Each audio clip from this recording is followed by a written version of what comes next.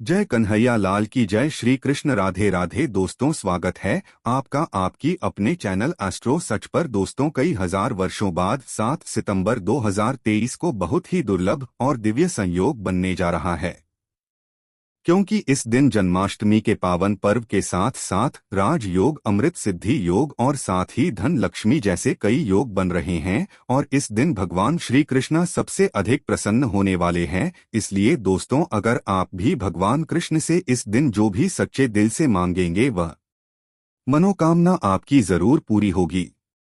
वहीं दोस्तों, कृष्णा भगवान को प्रसन्न करने के लिए इस जन्माष्टमी पर कुछ विशेष उपाय जरूर करने चाहिए, जो कि आपकी किस्मत बदल देंगे और आपको मालामाल और धनवान बना देंगे।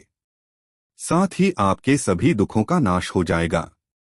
इसलिए दोस्तों, जन्माष्टमी से जुड़ी संपूर्ण जानकारी के लिए इस वीडियो को आखिर तक जरूर देखें। और दोस्तों, अगर आप भी अपने जीवन में भगवान श्री कृष्ण की कृपा पाना चाहते हैं तो इस वीडियो को लाइक करें कि कमेंट में जय श्री कृष्ण राधे राधे लिखना ना भूलें। दोस्तों, आज की इस बेहद ही सुंदर वीडियो में हम बात करेंगे कृष्ण जन्माष्टमी साल 2023 में कब मनाई जाएगी, किस दिन आप जन्माष्टमी का व्रत रखेंगे और कृष्ण जन्माष्टमी की पूजा का शुभ मुहूर्त क्या रहेगा और इस दिन आपको व्रत में क्या खाना चाहिए। इसके अलावा हम आपको बताएंगे कि जन्माष्टमी के व्रत का पारण के समय किया जाएगा और जन्माष्टमी पूजा की संपूर्ण विधि क्या है और इस दिन वो कौन से उपाय है जिनको करने से आपकी किस्मत चमक जाएगी और आपकी हर मनोकामना पूरी हो जाएगी। तो आइए शुरू करते हैं। दोस्तों, जन्माष्टमी का पवन पर्व भगवान श्री कृष्ण जी के जन्मोत्सव के रूप में मनाया जाता है। भगवान कृष्ण जी का जन्म भादो मास के कृष्ण पक्ष की अष्टमी तिथि को रोहिणी नक्षत्र में हुआ था और उनके जन्म के दिन को आज भी काफी धूमधाम से मनाया जाता है। जन्माष्टमी के दिन भगवान कृष्ण की आधी रात यानी 12 बजे पूजा की जाती है और घंटे घड़ियाल बजाकर उनके जन्म की खुशियां बांटी जाती है। दोस्तों, जन्माष्टमी का पर्व मथुरा और वृंदावन में बहुत ही धूमधाम से मनाया जाता है। खासकर मंदिरों और घरों में लोग बाल गोपाल के जन्म उत्सव का आयोजन भी करते हैं और बाल गोपाल के लिए पालकी भी सजाते हैं। ऐसी मान्यता है कि भगवान विष्णु जी ने धर्म की स्थापना करने के लिए श्री कृष्ण जी के रूप में जन्म लिया था। इस दिन व्रत धारण कर श्री कृष्ण जी का स्मरण करना अत्यंत ही फलदायी होता है। शास्त्रों में जन्माष्टमी के व्रत को व्रत का राजा कहा गया है। दोस्तों, भविष्य पुराण में इस व्रत के संदर्भ में उल्लेख है कि जिस घर में यह व्रत किया जाता है वहां अकाल मृत्यु, गर्भपात, दुर्भाग्य तथा कलह नहीं होता है। जो एक बार भी इस व्रत को करता है वह संसार के सभी सुखों को भोगकर विष्णु लोक में निवास करता है। दोस्तों, इस दिन लोग पूरा दिन व्रत उपवास रखते हैं और आपको बता दें कि जन्माष्टमी का व्रत अष्टमी तिथि से शुरू होता है और इस व्रत का पारण नवमी तिथि में ही करना चाहिए, तभी इस व्रत का पूरा फल प्राप्त होता है। इसीलिए जो लोग इस व्रत को रखें उन्हें सप्तमी की रात में हल्का एवं सात्विक भोजन करना चाहिए। साथ ही ब्रह्मचर्य का पालन करना चाहिए। दोस्तों, जन्माष्टमी का व्रत कुछ लोग निर्जला रहकर भी रखते हैं तो वहीं कुछ लोग फलाहार करके भी इस व्रत को करते हैं। दोस्तों, जन्माष्टमी के दिन प्रातः काल जल्दी उठकर स्नान आदि करके स्वच्छ वस्त्र धारण करें। इसके बाद पूर्व या उत्तर दिशा की ओर मुंह करके बैठ जाएं और अपने हाथ में थोड़ा सा जल, पुष्प और अक्षत ले लें और जन्माष्टमी के व्रत का संकल्प करें। इसके बाद भगवान श्री कृष्ण जी की विधिवत पूजा करें। और दोस्तों, आपको बता दें कि भगवान श्री कृष्ण जी की पूजा निषिद्ध काल यानी आधी रात में करने की परंपरा रही है और कई घरों में रात 12 बजे भगवान कृष्ण जी का जन्म भी किया जाता है। तो जो लोग कृष्ण जी का जन्म रात में करते हैं वे नाल छेदन भी करते हैं और जो लोग नाल छेदन करना चाहते हैं तो उनके लिए बता देते हैं कि 12 बजने से कुछ घंटे पहले ही एक पत्ते वाला खीरा ले लें और उसको थोड़ा सा काटकर उसमें कृष्ण जी को बैठा दें। फिर जब 12 बजे तो भगवान को उस खीरे से बाहर निकालकर एक सिक्के की मदद से खीरे को काट दें। इसे नाल छेदन कहा जाता है। इसके बाद उन्हें सबसे पहले शुद्ध जल से स्नान कराएं, फिर उन्हें पंचामृत दूध दही घी शहद और शक्कर से स्नान कराएं, तत्पश्चात गंगा जल से स्नान कराएं। इसके बाद शुद्ध जल से स्नान करने के बाद उन्हें साफ कपड़े से पोंछकर उन्हें नए और सुंदर चमकीले वस्त्र धारण कराएं और उनका श्रृंगार करें। इसके बाद उन्हें झूले या सिंहासन पर विराजमान करें। ध्यान रहे, इस दौरान आप कृष्ण नाम का जाप करते रहें या राधे राधे बोलते रहे या श्री कृष्ण जी के किसी भी मंत्र का जाप करते रहें। अब आप कृष्ण जी की विधिवत पूजा करें, उन्हें चंदन का तिलक लगाएं, फूल माला अर्पित करें और उन्हें भोग लगाएं। भोग में आप माखन, मिश्री, पंचामृत, नारियल से बनी मिठाई या धनिये की पंजीरी का भोग लगाएं। ध्यान रहे, उसमें तुलसी का पत्ता जरूर डालें। इसके बाद धूप दीप जलाकर भगवान श्री कृष्ण जी की आरती जरूर करें और कृष्ण जी को इस दिन झूला झुलाया। दोस्तों, जन्माष्टमी की रात को लोग रात्रि जागरण करके भजन कीर्तन एवं शोभन आदि भी गाते हैं। इससे आपको शुभ फल की प्राप्ति होती है। आपको बता दें कि कुछ लोग रात्रि की पूजा के बाद ही अपने व्रत का पारण कर लेते हैं और कुछ लोग अगले दिन सूर्योदय के बाद अपने व्रत का पारण करते हैं। ध्यान रहे कि आप प्रसाद खाकर ही अपने व्रत का पारण करें। दोस्तों, जन्माष्टमी का व्रत लोग अलग अलग तरह से रखते हैं। कुछ लोग इन दिन निर्जला रखते हैं, यानी दिन में पानी नहीं पीते हैं।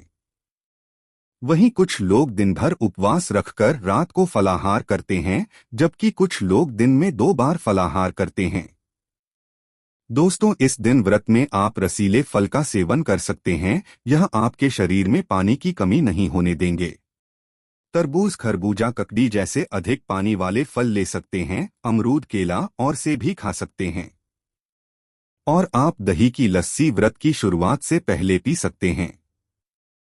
लस्सी पीने से आपको ज्यादा प्यास नहीं लगेगी। दोस्तों, जन्माष्टमी पर रात को व्रत खोलते वक्त लोग कूटू के आटे के व्यंजन और साबूदाने की खिचड़ी खाते हैं। ये दोनों चीजें हल्की होती है और इससे पेट भी भर जाता है, पर यह ध्यान रखें कि व्रत तोड़ते वक्त आपको बहुत ज्यादा भारी खाना नहीं खाना चाहिए, इससे गैस बन सकती है। चलिए अब जानते हैं कि साल 2023 में जन्माष्टमी का पर्व कब मनाया जाएगा। तो आपको बता दें कि जन्माष्टमी कृष्ण पक्ष की अष्टमी तिथि इस बार 6 सितंबर को पड़ रही है और यह कृष्ण भगवान की 5250वीं जन्माष्टमी होगी। ऐसे में यह 6 सितंबर को दोपहर 3:37 से शुरू होगी और 7 सितंबर को शाम 4:14 तक रहेगी। इसलिए इस दिन सुबह 9:20 से रोहिणी नक्षत्र शुरू होगा। ऐसे में गृहस्थ सितंबर और वैष्णव संप्रदाय के लोग 7 सितंबर को इस त्योहार को मनाएंगे। दोस्तों, जन्माष्टमी के लिए इस बार शुभ मुहूर्त 46 मिनट का है, जो 12:02 से 12:48 तक रहेगा। ऐसे में इस दिन रोहिणी नक्षत्र का संयोग भी बन रहा है। ऐसे में इस दुर्लभ संयोग में जन्माष्टमी की पूजा करने से 3 जन्मों के पापों से मुक्ति मिलेगी। वहीं अगर किसी की आत्मा प्रेत योनि में भटक रही है तो उनके नाम से की गई पूजा उनकी आत्मा को मुक्ति प्रदान करेगी। इस दिन का व्रत निसंतान को भी संतान का सुख देने वाला होता है। ऐसे में इस बार जन्माष्टमी का व्रत करना न भूलें। साथ ही जो इस व्रत को शुरू करना चाहते हैं तो इस बार उनके लिए यह सबसे अच्छा मौका है। भगवान श्री कृष्ण की कृपा पाने का, ऐसे में वह भी इस बार व्रत को शुरू कर सकते हैं। तो दोस्तों, आइए अब जानते हैं जन्माष्टमी की व्रत कथा, जिसको पढ़ने या सुनने से वृद्धि के सारे पाप धुल जाते हैं। दोस्तों, स्कंद पुराण के मुताबिक ययाति वंश के राजा उग्रसेन का राज चलता था। उग्रसेन का सबसे बड़ा पुत्र कंस था, जिसकी चचेरी बहन देवकी थी। कंस अपने ही पिता को जेल में डालकर स्वयं राज करने लगा। वहीं दूसरी ओर कश्यप ऋषि का जन्म राजा शूरसेन के पुत्र के रूप में यानी वासुदेव का जन्म हुआ। आगे चलकर वासुदेव का ब्याह देवकी से संपन्न हुआ। देवकी को विदा करने के दौरान एक आकाशवाणी वाणी होती है, एक अंश तू आज जिस बहन को इतने प्यार से विदा कर रहा है, उसी का 8वां पुत्र तुम्हारे मौत का कारण बनेगा। ऐसा सुनते ही कंस देवकी को मारने के लिए हावी हो गया, पर सैनिकों और वासुदेव के वचन ने ऐसा होने से बचा लिया। वासुदेव सत्यवादी थे, इन्होंने कंस को वचन दिया कि वह अपना 8वां पुत्र सौंप देंगे। वासुदेव जी की बात मानते हुए कंस ने उन दोनों को बंदी बनाने का निर्णय लिया और उनके पास पहरेदार लगा दिए। इसके बाद कंस ने देवकी के सारे संतानों को मारने का प्रण कर लिया। निश्चय अनुसार देवकी के 7 संतान कंस द्वारा मारे गए। इसके बाद देवकी के 8वें पुत्र का जन्म हुआ। भाद्रपद माह के कृष्ण पक्ष की अष्टमी तिथि को रोहिणी नक्षत्र के दौरान मध्य रात्रि में भगवान श्री कृष्ण का जन्म हुआ था। बालक के जन्म लेते ही जेल की कोठरी प्रकाशमय हो गई। साथ ही एक आकाशवाणी सुनाई दी कि तुम बालक को गोकुल में रह रहे नंद बाबा के यहाँ छोड़ा आओ, वहाँ एक कन्या का जन्म हुआ है, तुम यहाँ ले आओ। ऐसा सुनते ही वासुदेव की हथकड़ियां खुल गई। वे तुरंत एक टोकरी में श्री कृष्ण को रखकर इसे माथे पर लादे गोकुल की ओर निकल पड़े। रास्ते में यमुना नदी बाल कृष्ण के चरणों को स्पर्श करने के लिए उफान पर आ गई। फिर चरण स्पर्श करते हैं वह पुनः शांत पड़ गई। इस प्रकार वासुदेव ने अपने पुत्र को यशोदा मैया के बगल में कर वहां से कन्या लेकर वापस कारागार लौट आए। जेल के दरवाजे अपने आप बंद हो गई। उनके हाथों में फिर से हथकड़ी लग गई। सारे पहरेदार भी उठ गए और कन्या के रोने की आवाजें आने लगी। सूचना मिलते ही कंस ने कारागार से कन्या को लाया और उसे मारने की कोशिश की, लेकिन वह आकाश में उड़ गई और बोली, अरे मूर्ख, मुझे मारने से क्या होगा, तुझे मारने वाला पैदा हो चुका है।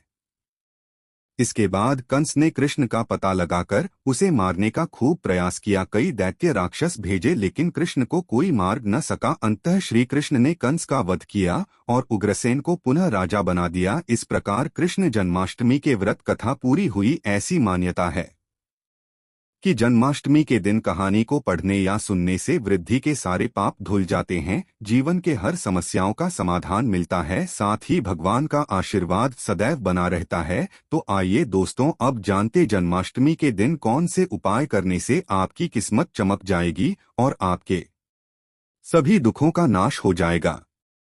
सबसे पहला उपाय आपके अटके कार्यों में गति लाएगा। दोस्तों, कृष्ण जन्माष्टमी के दिन सुबह स्नान व ध्यान आदि करने के बाद घर के बाल गोपाल को नई पोशाक पहनाई, भोग लगाएं और गोपी चंदन से श्रृंगार करें। उसके बाद पास के राधा कृष्ण मंदिर में जाकर वैजयंती फूलों की माला अर्पित करें।